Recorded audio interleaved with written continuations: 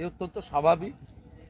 যে ভাষায় ভারতকে আক্রমণ করছে এবং আমেরিকায় গণতান্ত্রিকভাবে নির্বাচিত রাষ্ট্রপতির জয়কে নিয়েও যেভাবে কিছুদিন ধরেই কটাক্ষ করছে, সব মিলিয়ে বোঝা যাচ্ছে যে পাকিস্তানপন্থী যারা একাত্তরে যারা পাকিস্তানকে সাপোর্ট করেছিল, যাদের জন্যই 30 লক্ষ বাঙালি শহীদ হয়েছে এবং যাদের জন্যই কয়েক হাজার ভারতীয় সেনা প্রাণ দিয়েছে, সেই লোকেরা কোটা আন্দোলন, ছাত্র আন্দোলনের নামে পিছনের দরজা দিয়ে অবৈধভাবে দেশ চালাচ্ছে। এটা অন্য কিছু না, এটা জঙ্গিবাদ, মৌলবাদের একটা প্রয়াস মাত্র। আমি রাম জন্মভূমি অর্থাৎ রাম মন্দির নির্মাণের ক্ষেত্রে যিনি প্রধান সাক্ষী ছিলেন, আচার্যা রামভদ্রাচার্যজি, তিনি দুদিন আগে বলেছেন এরা সোজা কথায় শোনে না, এদেরকে ব্যবস্থা নিতে গেলে হিট করতে হবে, স্ট্রাইক করতে হবে। এটা আমার ব্যক্তিগত অপিনিয়ন।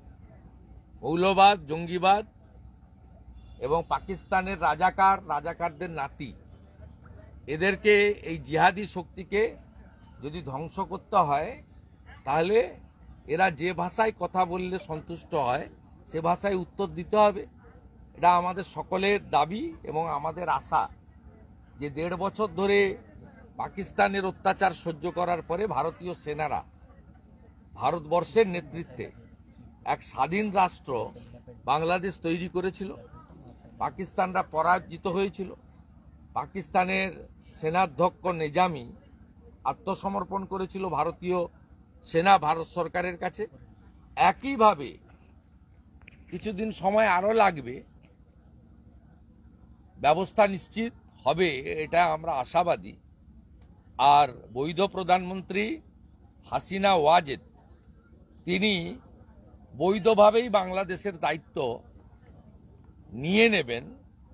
গণতন্ত্র, ধর্মনিরপেক্ষতা, সংবিধান, সকলের অধিকার, যা বঙ্গবন্ধু শেখ মুজিব যে রাস্তা দেখিয়েছিলেন, সেই রাস্তাতেই ভবিষ্যতের বাংলাদেশ এগোবে।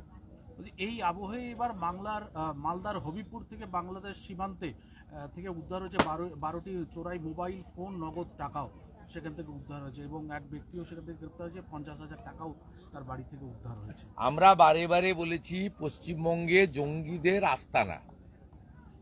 আপনি হবিবপুরে যাচ্ছেন কেন? আপনি কেন্দ্রামারি অঞ্চলে চলে যান, সেখানে 3টে রোহিঙ্গা পরিবার আছে এই কেন্দ্রামারি অঞ্চলে। নয়াচর থেকে তাদেরকে নিয়ে এসে তৃণমূলের নেতা বসিয়েছেন ফিশারি পাহারা দেওয়ার জন্য। এইখানে, এখান থেকে 20 কিলোমিটার দূরে। গোটা রাজ্যটাকে রোহিঙ্গা মুসলমান জঙ্গিদের হাতে ছেড়ে দিয়েছেন মমতা বন্দ্যোপাধ্যায়। আর এই কাজে তাকে সাহায্য করছেন আমার আপনার ট্যাক্সের টাকায় বেতন পাওয়া পুলিশ। জালে পাসপোর্ট জালিয়াতি কাণ্ডের অন্যতম মাথা চাঁদপাড়া থেকে গ্রেপ্তার হলো বেহারা ট্রাভেল এজেন্সি মালিক মনোজ গুপ্ত। আগেই সংস্থার কর্মী এ অসংখ্য আছে। কসবাতে যে পাসপোর্ট অফিস, সেই অফিসে যদি আপনি যান, দেখতে পাবেন কিভাবে বাংলাদেশি মুসলমানরা তারা কিভাবে সমস্ত জাল করছে। এবং এর এপিসেন্টার হচ্ছে তৃণমূলের পঞ্চায়েত, পৌরসভা। তারা রেসিডেন্সিয়াল সার্টিফিকেট দিচ্ছে বলেই পাসপোর্টগুলো তৈরি হচ্ছে। পুলিশ ভেরিফিকেশন দিচ্ছে টাকা নিয়ে। অতএব এর জন্য দায়ী মমতা ব্যানার্জি। আমি বাংলার মানুষকে বলবো, আপনারা 26 সালে একজোট হয়ে এই সরকারকে একবার বিসর্জন দিন। ব্লিচিং, ফিনাইল, কার্বলিক অ্যাসিড, আরো কিছু লাগলে সবকিছু স্প্রে করে, আমরা যেমন পার্থেনিয়ামকে নির্মূল করেছি, বিষাক্ত গাছ, এদেরকে কি করে সাফ করতে হয়, এই জঙ্গিবাদ, মৌলবাদ, বাংলাদেশের রোহিঙ্গা মুসলমান, false Aadhaar card, false EPIC card, false passport একদম পরিষ্কার করে দেবো। আমরা কমিটেড যোগী আদিত্যনাথজির মতো সুশাসন এবং সুরক্ষা, গুজরাটের মতো শিল্প আর কর্মসংস্থান আমরা দেব। বিজেপি রুল স্টেটে দেয়, এখানেও আমরা দেব।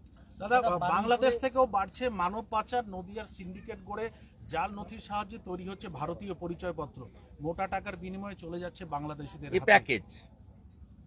এই প্যাকেজে মানব পাচার, নারী পাচার, শিশু পাচার, গরু পাচার, মহিষ পাচার, ফেন্সিডিল পাচার, ড্রাগ পাচার, চিনির বস্তা পাচার, দ্য প্যাকেজ। এই প্যাকেজে সব আছে এবং এই প্যাকেজের কারবারটা চালাচ্ছে 9টা বর্ডার ডিস্ট্রিক্টে শাহজাহানের মতো তৃণমূলের নেতারা।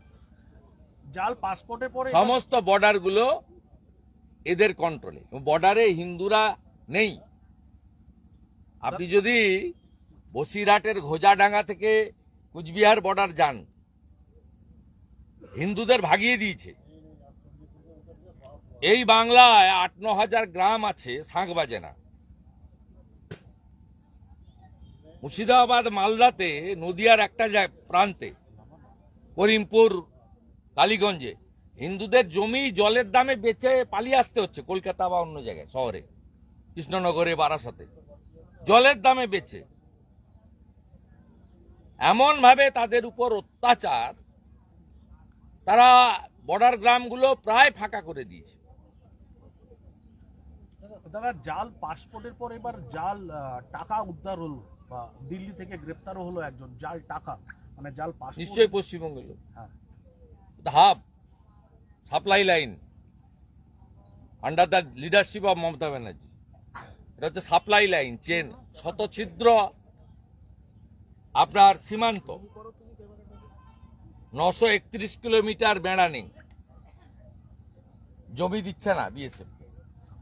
একটা জঙ্গি সরকার, রাষ্ট্রবিরোধী সরকার, যার মুখোশ মমতা আর যার মুখ হচ্ছে এখানকার সুপিয়ান, কলকাতার ফিরাত। দাদা, এই আবহে দেখা যাচ্ছে যে বাংলাদেশ থেকে অনুপ্রবেশের সংখ্যা ক্রমশ বাড়ছে এবং গোয়েন্দাদের চিন্তা বাড়াচ্ছে যে দুই দেশের এই যে কাঁটাতার বিহীন যে বিস্তৃত অঞ্চল, এর আগেও বিভিন্ন সময় দেখা গেছে যে একাধিক এলাকা। বারে বারে প্রতিদিন বলছি, জমি কে দেবে? 1894 সালের ল্যান্ড অ্যাকুইজিশন অ্যাক্ট কার? এই যে আপনি আমার কথা কাউন্টার করাবেন তৃণমূলের নেতাকে দিয়ে, ওরা কি বলবে? বলে বর্ডার্স বিএসএফ এর, কেন্দ্রের সরকার বিএসএফ এর, পাসপোর্ট কেন্দ্রের। এই যে একই উত্তর পাবেন।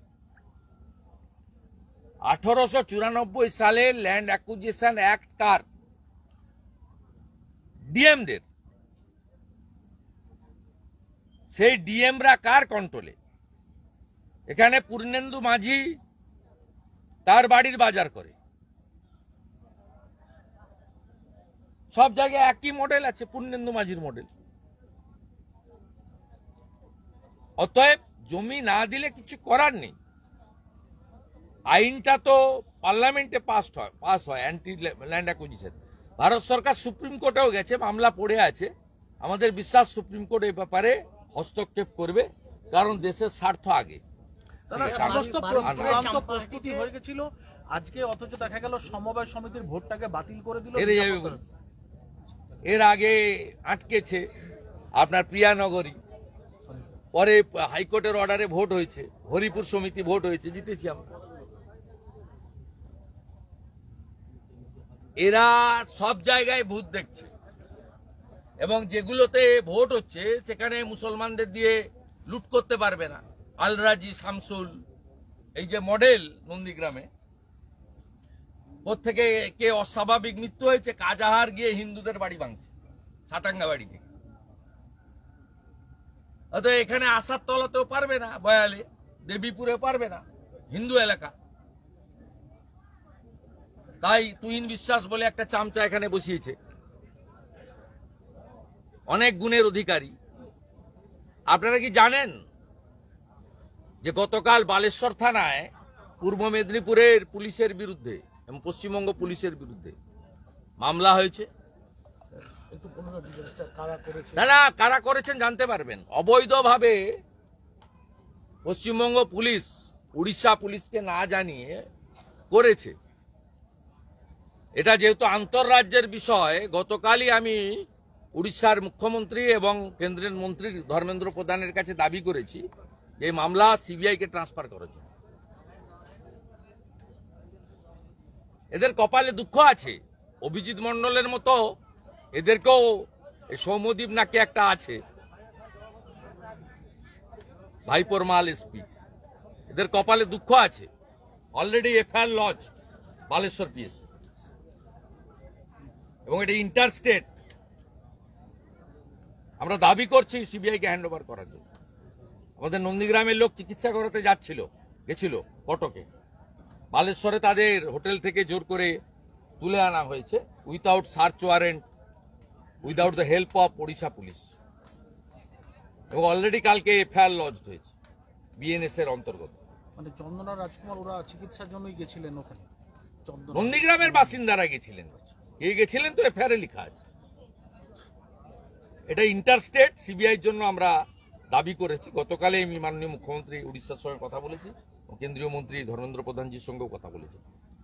তারা বলছেন আইনের দিক খতিয়ে দেখছেন ওখানকার পুলিশ, এবং সেটা না হলে 2 তারিখে কোর্ট খুললে ভুবনেশ্বর কোর্টে আমরা রিটও করব, এই কেস সিবিআইকে ট্রান্সফার করে দেওয়ার জন্য।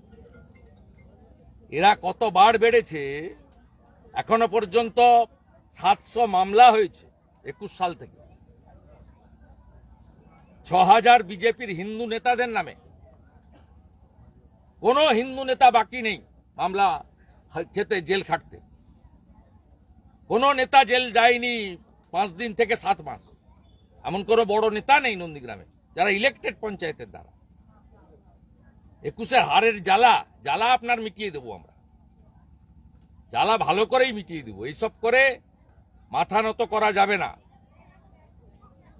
আপনি শঙ্কর দাসকে ভাঙিয়ে নিয়ে গেছেন, জয়দেব দাসকে ভাঙিয়ে নিয়ে গেছেন, থেকে আমার ভোট কমেছে নাকি?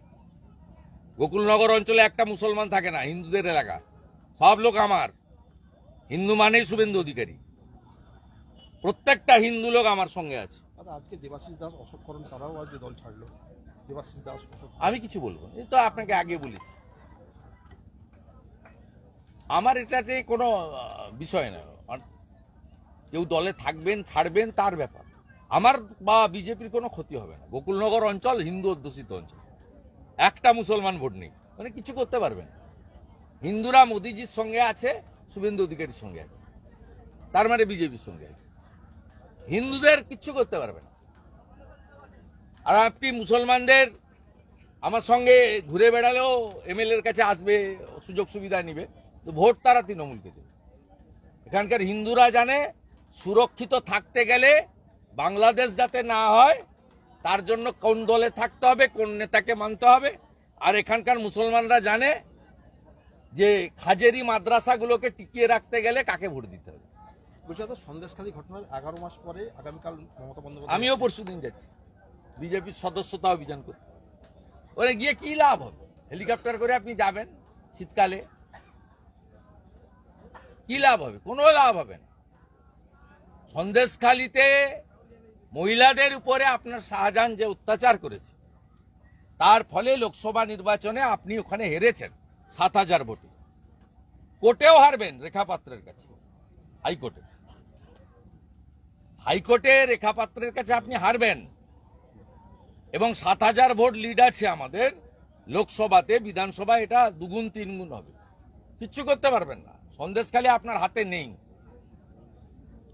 আপনি যান, মিড ডে মিলের টাকা থেকে কিছু কম্বল বিতরণ করে আসুন, আপনার কোনো সমস্যা নেই। বারুইপুরে চাম্পাহাটিতে বিস্ফোরণ হলো, একজনের মৃত্যু হলো, 2 জন আহত হলেন। গ্যাস সিলিন্ডার লিক হয়ে বাজি ব্যবসায়ীর বাড়িতে এই ধরনের বিস্ফোরণ বলে প্রাথমিক অনুমান। গ্যাস সিলিন্ডার লিক হলে তো এটা অ্যাক্সিডেন্ট, আর বাজির কারখানার তো লাইসেন্স নেই, কারখানা চলে সব জায়গায়। মুখ্যমন্ত্রী কিসব করেছিলেন আলাপন বাবুর নেতৃত্বে, কমিটি টমিটি ইত্যাদি। সরকারকে জিজ্ঞেস করুন, সরকার ঘুমাচ্ছে, শীত পড়েছে। সরকার তো বেলা 12টার পরে ঘুম ভাঙে, 12টা পর্যন্ত ঘুমায় সরকার। ঠিক আছে, চলুন। ওকে, থ্যাংক ইউ।